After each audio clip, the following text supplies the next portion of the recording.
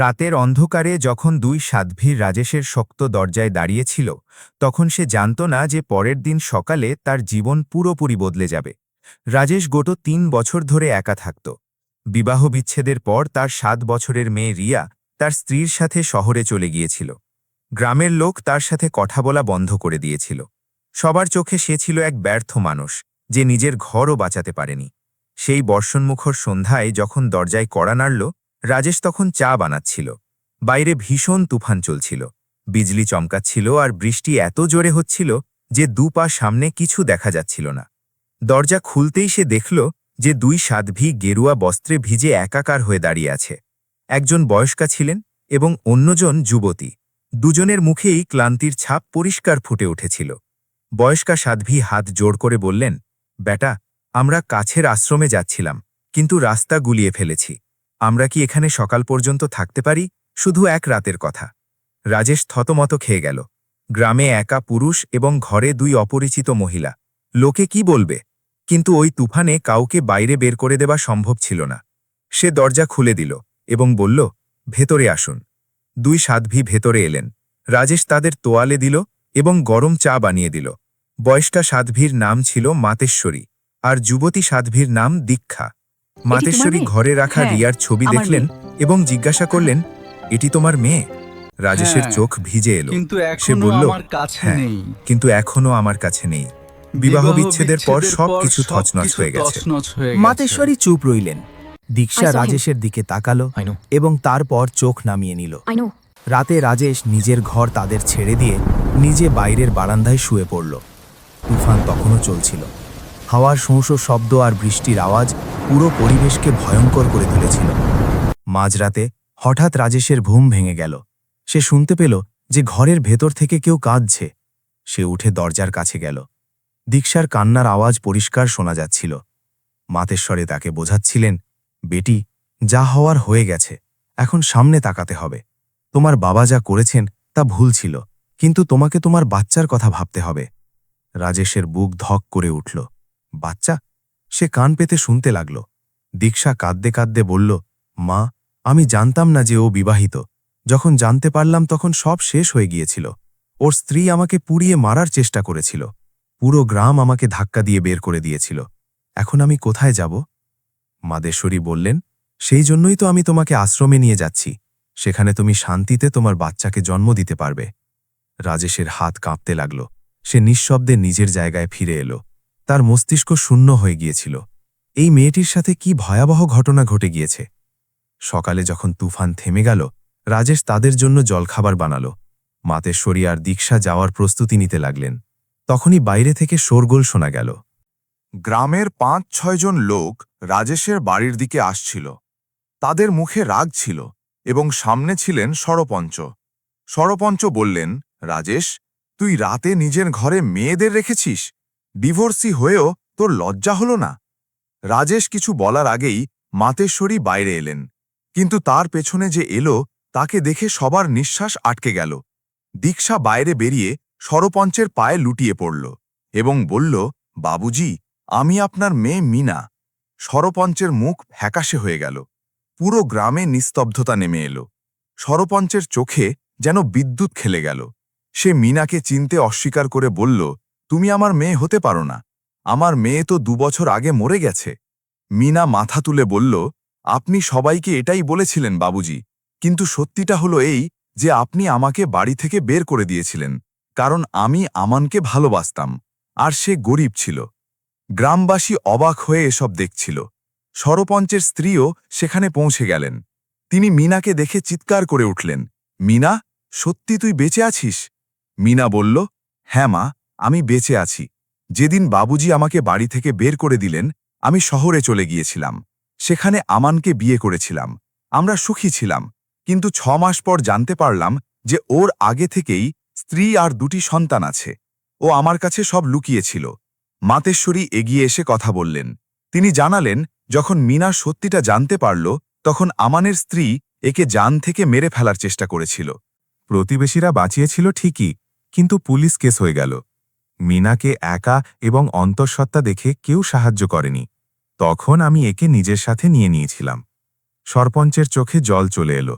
কিন্তু তার অহংকার তখনও বেঁচে ছিল। সে বলল, তার মানে তুমি আমাদের নামে কলঙ্ক লেপন করেছ, একজন প্রতারকের সাথে থেকেছ, এখন এখানে কেন এসেছ? মিনা সাহস সঞ্চয় করে বলল, আমি এখানে আসতে চাইনি বাবুজি। আমরা আশ্রমে যাচ্ছিলাম, কিন্তু তুফানে পথ হারিয়ে ফেলায় রাজেশজি আমাদের আশ্রয় দিয়েছেন, না হলে আজ আমরা দুজনেই মরে যেতাম। রাজেশ চুপচাপ দাঁড়িয়েছিল, তার চোখেও জল ছিল। তার নিজের মেয়ে রিয়ার কথা মনে পড়ছিল। গ্রামের মুরব্বী রামপ্রসাদ এগিয়ে এলেন এবং বললেন, সরপঞ্চ, এই মেয়ে তোমার নিজের মেয়ে, ওর থেকে ভুল হয়েছে, কিন্তু শাস্তি তো তুমিও কম দাওনি। 2 বছর ধরে ওকে মৃত বলে বেঁচে আছো, এখন যখন ও জীবিত সামনে দাঁড়িয়ে আছে তখন কি করবে? সরপঞ্চের স্ত্রী দৌড়ে গিয়ে মিনাকে জড়িয়ে ধরলেন এবং বললেন, বেটি, তুই সত্যি বেঁচে আছিস, এখন আমি তোর কাছে কোথাও যেতে দেব না। কিন্তু সরপঞ্চ পিছিয়ে গেল। না, এ ঘরে ও আসতে পারবে না। সমাজ কি বলবে? এক ডিভোর্স হওয়া গর্ভবতী মেয়ে, আমাদের ইজ্জত ধুলোই মিশে যাবে। রাজেশ আর চুপ থাকতে পারল না। সরপঞ্চ মশাই, আপনি ইজ্জতের কথা বলছেন? আমারও তো ইজ্জত গিয়েছিল যখন আমার স্ত্রী আমাকে ছেড়ে গিয়েছিল, কিন্তু আমি কি আমার মেয়ের থেকে মুখ ফিরিয়ে নিয়েছিলাম? না, আজও আমি তার সাথে দেখা করার চেষ্টা করি। আর আপনি নিজের মেয়েকে প্রত্যাখ্যান করছেন যখন সে বিপদে পড়েছে। গ্রামের মানুষ রাজেশের কথা শুনে অবাক হয়ে গেল। প্রথমবার তারা তাকে এতটা সাহসের সাথে কথা বলতে দেখল। মাতশ্বরী বলল, সমাজের ইজ্জতের চেয়ে বড় কোনো জিনিস হয় না, কিন্তু নিজের সন্তানের চেয়ে বড়ও কিছু নেই। মিনা ভুল করেছিল, সে ধোঁকা খেয়েছে, কিন্তু তার সাজা কি তাকে আজীবন ভোগ করতে হবে? সরপঞ্চের মুখে দ্বন্দ্ব পরিষ্কার দেখা যাচ্ছিল, সে কিছু বলতে পারছিল না। ঠিক তখনই মিনার শরীর খারাপ হয়ে গেল, সে মাটিতে পড়ে গেল। তার মা চিৎকার করে উঠল, মিনা, মেয়ে আমার, কি হলো তোর? রাজেশ তৎক্ষণাৎ মিনাকে তুলে ভেতরে নিয়ে গেল, তাকে জল খাওয়ালো। মাতশ্বরী বলল, একে এখনই হাসপাতালে নিয়ে যেতে হবে, ডেলিভারির সময় ঘনিয়ে এসেছে। সরপঞ্চ তখনও বাইরে দাঁড়িয়েছিল, তার ভেতরে ইজ্জত আর ভালোবাসার লড়াই চলছিল। গ্রামবাসীরা তার সিদ্ধান্তের অপেক্ষা করছিল। রাজেশ নিজের পুরনো মোটরসাইকেল বের করল। মাতশ্বরী, আপনি মিনাকে সামলান, আমি একে হাসপাতালে নিয়ে যাচ্ছি। সরপঞ্চের স্ত্রী কাঁদতে কাঁদতে বলল, আমিও যাব আমার মেয়ের সাথে। সরপঞ্চ তার হাত ধরে ফেলল, থামো, তুমি কোথাও যাবে না। স্ত্রী এক ঝটকায় হাত ছাড়িয়ে নিল, আজ আমাকে আটকানোর চেষ্টা করবেন না। 2 বছর আমি আপনার কথা মেনেছি, নিজের জ্যান্ত মেয়েকে মরা ভেবে বেঁচে থেকেছি। আর না, এবার আমি আমার মেয়ের সাথেই থাকব, চাইলে আপনি আমাকেও বাড়ি থেকে বের করে দিন। এই বলে সে রাজেশের মোটরসাইকেলে বসে পড়ল। মিনাকে মাঝখানে ধরে বসল, আর রাজেশ গাড়ি স্টার্ট দিল। মাতশ্বরীও পেছন পেছন অটো নিয়ে রওনা হল। সরপঞ্চ সেখানেই দাঁড়িয়ে রইল। গ্রামবাসীরা তার দিকে তাকিয়েছিল। রামপ্রসাদ বলল, আজ তুমি খুব বড় ভুল করলে সরপঞ্চ, ইজ্জত বাঁচানোর চক্করে তুমি নিজের পরিবারকে হারিয়ে ফেললে। হাসপাতালে ডাক্তার মিনাকে দেখল। তার অবস্থা আশঙ্কাজনক ছিল। রক্তাল্পতা আর দুর্বলতার কারণে তাকে তৎক্ষণাৎ ভর্তি করতে হল। ডাক্তার রাজেশকে বলল, রোগী খুব দুর্বল, ডেলিভারিতে বিপদ হতে পারে, রক্ত দিতে হবে। আপনারা ওর কে হন? রাজেশ মিনার মায়ের দিকে তাকালো, তিনি কাঁদছিলেন। রাজেশ বলল, ডাক্তারবাবু, ও আমার বোন, যা চিকিৎসা করার করুন, টাকার চিন্তা করবেন না। মিনার মা রাজেশের হাত ধরে ফেলল, বাবা, তুমি আমাদের জন্য ভগবান হয়ে এসেছ। পরের 3 ঘন্টা খুব কষ্টে কাটল। অপারেশন থিয়েটারের লাল আলো সবাইকে অস্থির করে তুলেছিল। মাতশ্বরী চুপচাপ প্রার্থনা করছিল। অবশেষে ডাক্তার বাইরে এলো। অভিনন্দন, মেয়ে হয়েছে, মা আর বাচ্চা দুজনেই সুস্থ আছে। মিনার মা ডুকরে কেঁদে উঠল, ভগবানের লাখ লাখ শুক্রিয়া। রাজেশের চোখেও খুশির জল ছিল। তার নিজের মেয়ে রিয়ার কথা মনে পড়ে গেল। যদি সেও এখানে থাকত। কিছুক্ষণ পর মিনাকে ওয়ার্ডে শিফট করা হলো। তার কোলে ছিল এক ছোট্ট প্রাণ। বাচ্চার কান্নার আওয়াজ শুনে সবার মুখ উজ্জ্বল হয়ে উঠল। মিনা রাজেশকে দেখল, দাদা, আপনি আমার আর আমার মেয়ের প্রাণ বাঁচিয়েছেন। আপনি না থাকলে আজ আমরা দুজনেই বাঁচতাম না।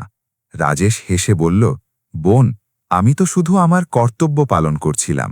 আসল সিদ্ধান্ত তো তোমার মা নিয়েছে, যে তোমার পাশে দাঁড়িয়েছে। তখনই হাসপাতালের বাইরে শোরগোল শোনা গেল। সরপঞ্চ দৌড়ে ভেতরে এলো। তার হাতে ছিল ফুলের তোড়া আর মিষ্টির প্যাকেট। সে সরাসরি মিনার কাছে গেল আর হাঁটু গেড়ে বসে পড়ল। মা, আমাকে ক্ষমা করে দে, আমি খুব বড় ভুল করেছিলাম। ইজ্জত বাঁচানোর চক্করে আমি আমার মেয়েকে হারিয়ে ফেলেছিলাম। কিন্তু আজ যখন তোর মা বাড়ি থেকে বেরিয়ে গেল, তখন আমি বুঝতে পারলাম যে ইজ্জতের চেয়ে পরিবার বড়।